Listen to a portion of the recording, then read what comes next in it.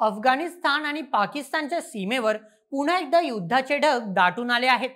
दोन्ही देशांचे सैन्य आमने सामने उभी ठाकली असून गोळ्या आणि तोफांच्या आवाजाने संपूर्ण सीमा भाग हादरवून गेला आहे.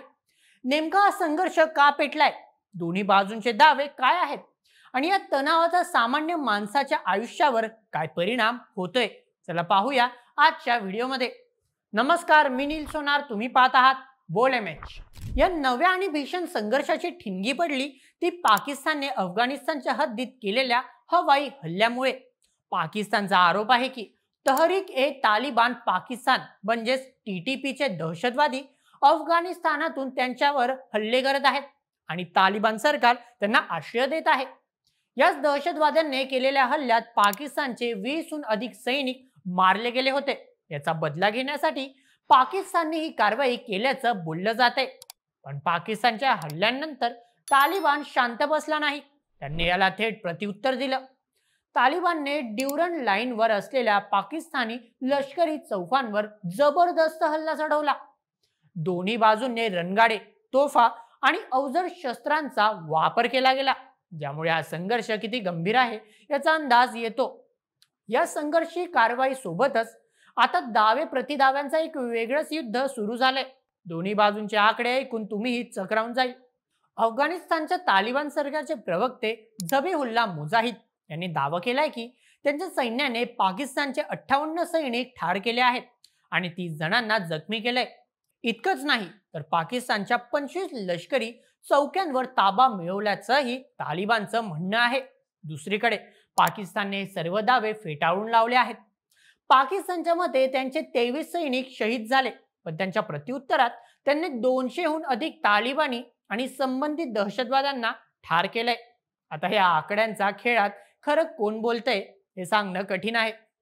पाकिस्तानने अफगाणिस्तानला जोडणारे 2 सर्वात महत्वाचे मार्ग तोरखाम आणि चमन पूर्णपणे बंद केले आहेत.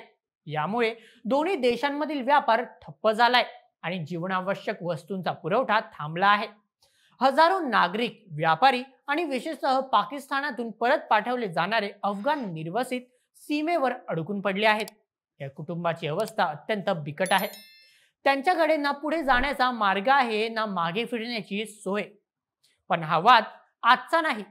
या संघर्षाची मुळे इतिहासात खूप खोलवर रुजलेली आहेत आणि या वादाच्या केंद्रस्थानी आहे एक रेषा, ड्युरंड लाईन.